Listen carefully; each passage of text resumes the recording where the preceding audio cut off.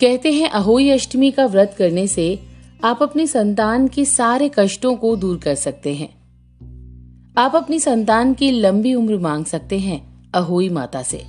दोस्तों, जिन लोगों की संतान नहीं है और वो चाहते हैं कि उनको संतान की प्राप्ति हो, तो वो लोग जरूर करें अहोई अष्टमी का व्रत। जी, आज मैं आपको बताने वाली हूँ कि अहोई अष्टमी की पूजा कैसे की जाती है, इसका क्या महत्व है और इसकी कथा क्या है, और ये किसकी रूप की पूजा होती है। आप सुन रहे हैं लव यू जिंदगी। मैं हूं आपके साथ आरजे बीजे, बोले तो बबीता जैन।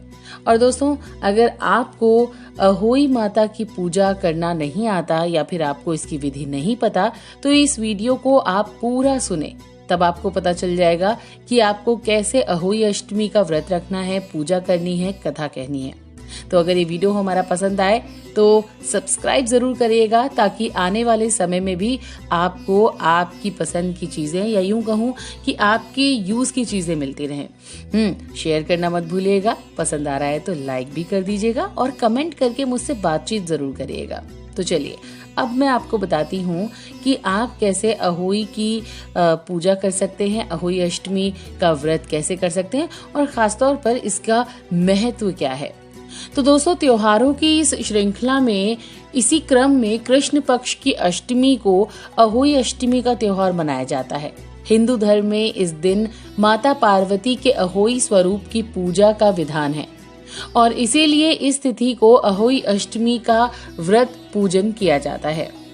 तो दोस्तों, जिन की संतान नहीं है, अगर वो संतान पाना चाहते हैं, अगर वो संतान चाहते हैं, वो चाहते हैं कि उनके घर में भी किलकारियां गूंजे, तो वो अहोई माता का व्रत जरूर रखें। अगर अहोई माता प्रसन्न हुई तो वो आपको आशीर्वाद जरूर देंगी और आपके घर में भी संतान जरूर आएगी। तो कैसे करते हैं इसका व्रत, चलिए हम बताते हैं। अहोई अष्टमी का व्रत करने के लिए सुबह आपको उठना होगा और सादे करवे अर्थात मिट्टी के बर्तन में पानी भरकर आपको रखना होगा। इसके बाद माता अहोई का ध्यान करते हुए आप अपनी संतान की सलामती के लिए विधि विधान से पूजा करिए। और इस दिन माताएं पूरे दिन निर्जल उपवास करती हैं, तो आपको भी इस दिन पूरा दिन निर्जल उपवास करना होगा। अगर आपकी संतान नहीं है, बहुत टाइम से आप अपनी संतान को देखना चाहते हैं, तो आप भी ये व्रत कर सकते हैं। और व्रत आपको ऐसे ही करना है जैसे कि हम बता रहे हैं।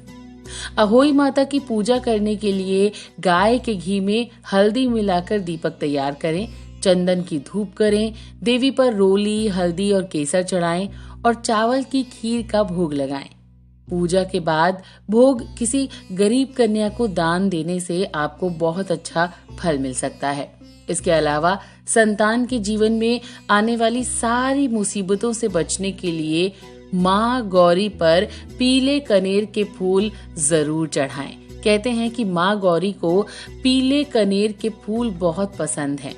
तो फिर यथाशक्ति अनुसार, यानी कि जो भी आप की श्रद्धा है, गरीबों को दान दें या फिर भोजन कराएं।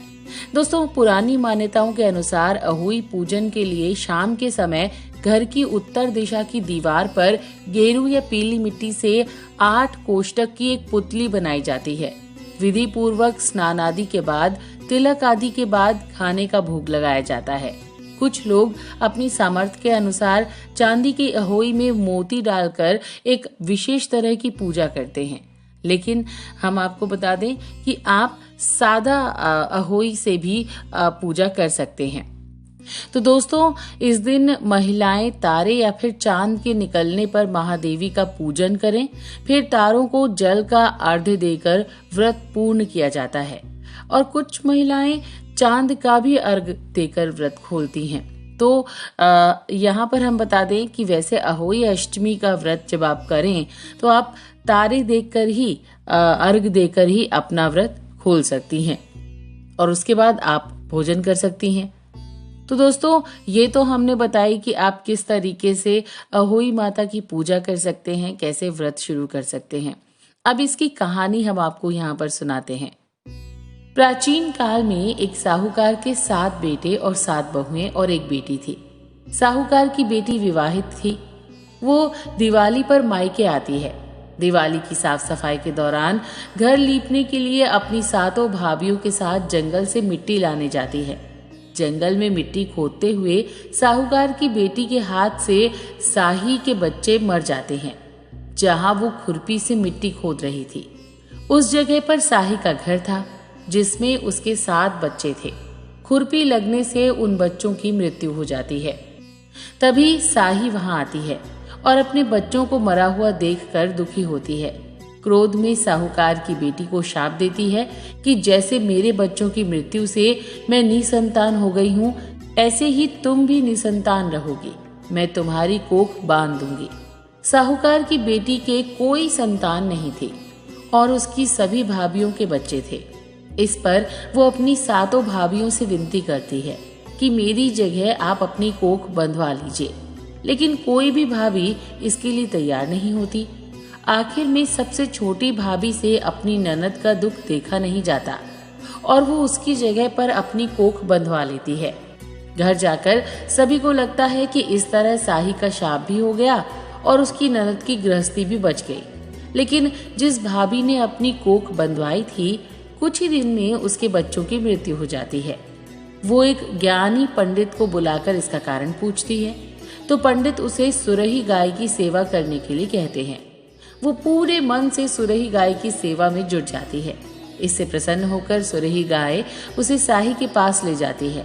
सुरही गाय साही से विनती करती है कि वो छोटी बहू को अपने शाप से मुक्त कर दे। साही को छोटी बहू के बच्चों की मृत्यु के बारे में सुनकर बहुत दुख होता है। साथ ही वो उसके द्वारा सुरही गाय की सेवा देखकर भी खुश होती है। तब साही छोटी बहू को अपने शाप से मुक्त कर देती है। फिर सुरही गाय और साही दोनों उसे सौभाग्यवती रहने और संतान प्राप्ति का आशीर्वाद देती हैं।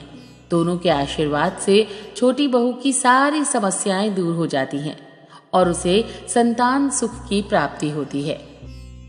तो दोस्तों, ये थी अहोई अष्टमी की कहानी। दोस्तों, मुख्य रूप से अहोई अष्टमी का व्रत संतान सुख व संतान की समृद्धि के लिए करते हैं। इस दिन निसंतान दंपत्ति भी संतान प्राप्ति की कामना के लिए ये व्रत करते हैं। दरअसल इस दिन लोग देवी पार्वती के अहोई स्वरूप से अपनी संतान की सुरक्षा, लंबी उम्र, उसके अच्छे स्वास्थ्य, सुख समृद्धि की कामना करते हैं।